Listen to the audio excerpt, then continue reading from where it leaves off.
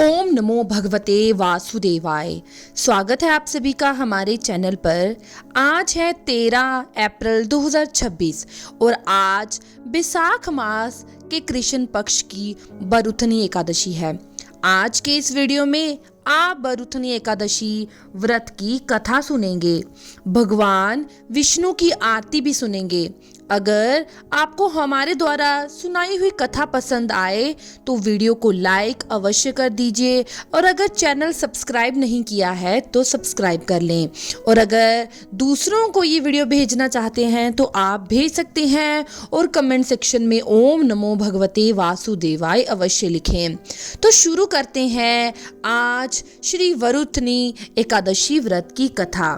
एक बार धर्मराज युधिष्ठिर भगवान श्री कृष्ण से बोले, हे भगवान, बैसाख मास के कृष्ण पक्ष की एकादशी का क्या नाम है और उसकी विधि क्या है? इसके करने से कौन कौन से फल की प्राप्ति होती है, सो कृपा पूर्वक मुझे सुनाए। भगवान श्री कृष्ण बोले, हे युधिष्ठिर, बैसाख मास के कृष्ण पक्ष की एकादशी का नाम बरुथनी एकादशी है। ये सौभाग्य को देने वाली है। इसके व्रत से मनुष्य के समस्त पाप नष्ट हो जाते हैं और अंत में सुख प्राप्त होता है। यदि इस व्रत को एक अभागिन स्त्री भी करती है तो उसे सौभाग्य मिलता है। बरुथनी एकादशी के प्रभाव से ही राजा मानदाता स्वर्ग को गए थे। बरुथनी एकादशी व्रत का फल 10,000 वर्ष तपस्या करने के फल के बराबर होता है। कुरुक्षेत्र में सूर्य ग्रहण के समय जो एक बार स्वर्ण दान करने से फल मिलता है, वही फल बरुथनी एकादशी के व्रत से मिलता है। इस व्रत के प्रभाव से मनुष्य इस लोक और परलोक दोनों में सुख प्राप्त करता है और अंत में मोक्ष को प्राप्त करते हैं। हे राजन, इस एकादशी का व्रत करने से मनुष्य को इस लोक में सुख और परलोक में मुक्ति मिलती है। शास्त्रों में ऐसा कहा है कि हाथी का दान घोड़े के दान से उत्तम तथा घोड़े के दान से भूमि का दान उत्तम है। भूमि के दान से उत्तम तिलों का दान तथा तिलों के दान से उत्तम स्वर्ण का दान है और स्वर्ण के दान से भी उत्तम अन्न का दान है। संसार में अन्न दान के बराबर कोई भी दान नहीं है। अन्नदान से पितृ, देवता, मनुष्य आदि सभी तृप्त हो जाते हैं। शास्त्रों में अन्नदान कन्यादान के बराबर माना गया है। बरुथनी एकादशी के व्रत में अन्न तथा कन्यादान का फल मिलता है। जो मनुष्य लोभ के वश में होकर कन्या का धन लेते हैं, वे प्रलय के अंत तक नरक में पड़े रहते हैं या उनको अगले जन्म में विला का जन्म ग्रहण करना पड़ता है। जो मनुष्य प्रेम से एवं यज्ञ सहित कन्या का दान करते हैं, उनके पुण्य को चित्रगुप्त भी लिखने में असमर्थ हो जाते हैं। जो मनुष्य इस वरुथनी एकादशी का व्रत करते हैं, उनको कन्यादान के फल के बराबर पुण्य प्राप्त होता है। वरुथनी एकादशी का व्रत करने वाले को दशमी के दिन 10 वस्तुओं को त्याग देना चाहिए।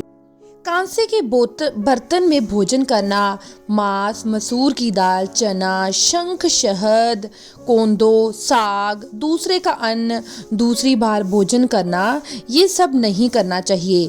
ना जुआ खेलना चाहिए, ना शयन करना चाहिए। उस दिन पान खाना, दातुन करना, दूसरे की निंदा करना, चुगली करना, पापियों के साथ भी बातचीत नहीं करनी चाहिए। उस दिन क्रोध करना, झूठ बोलना त्याग देना चाहिए।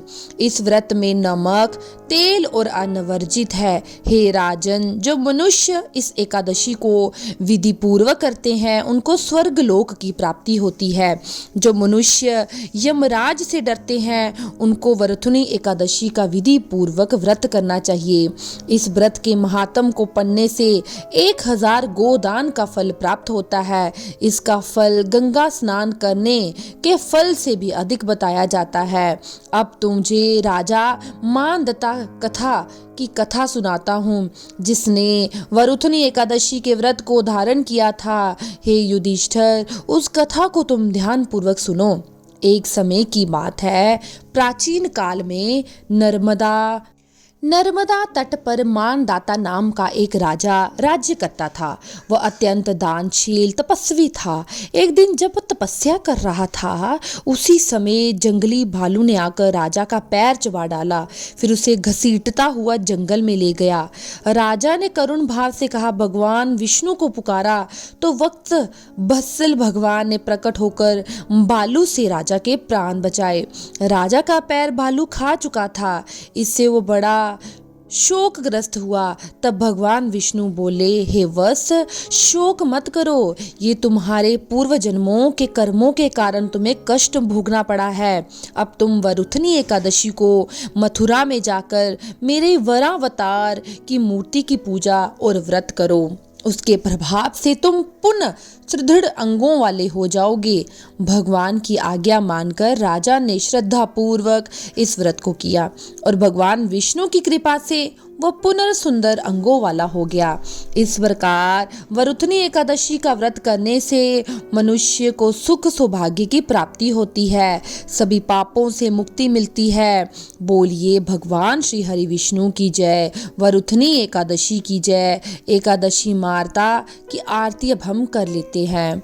ओम जय एकादशी माता, मैया जय एकादशी माता, विष्णु पूजा व्रत धारण कर शक्ति की माता।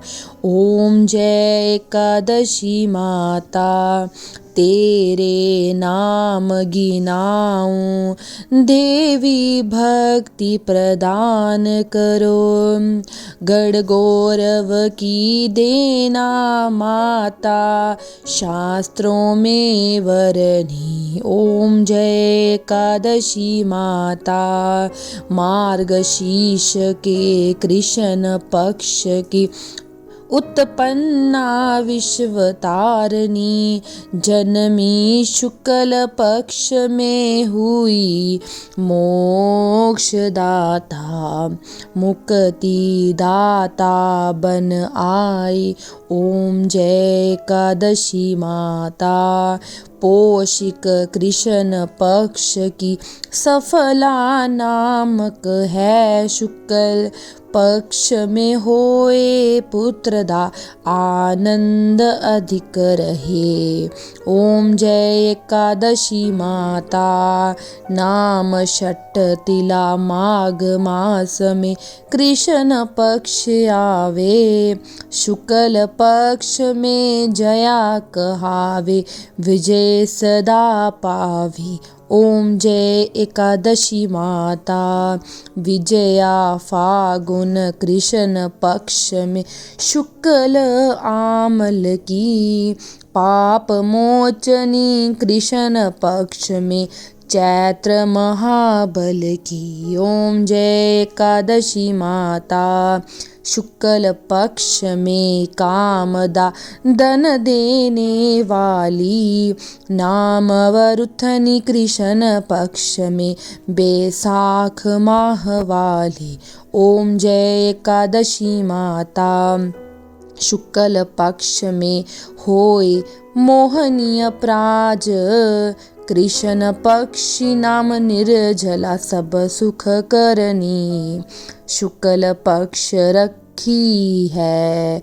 ओम जय एकादशी माता, योगिनी नाम आषाढ़ में जानु कृष्ण पक्ष करनी, देव शोनी नाम कहावो, शुक्ल पक्ष धरनी। ओम जय एकादशी माता, कामिका श्रावण मास में आवे कृष्ण पक्ष, कहिए श्रावण शुक्ला होए पुत्रदा आनंद।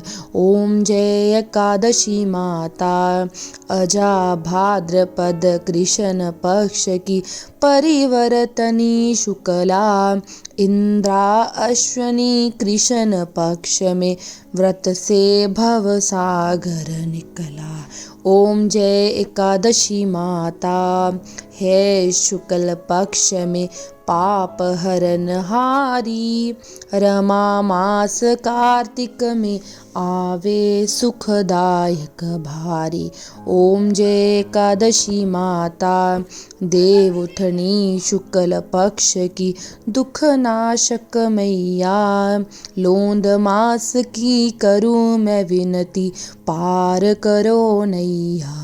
ओम जय एकादशी माता शुक्ल लोंद में होए पद्मनी दुख दारिद्र हरणी। परमा कृष्ण पक्ष में होती जन मंगल करनी। ओम जय एकादशी माता जो कोई आरती एकादशी की भक्त सहित गावे। जन सामान्य स्वर्ग का वास निश्चय ही पावे। ओम जय एकादशी माता। बोलिए एकादशी माता की जय।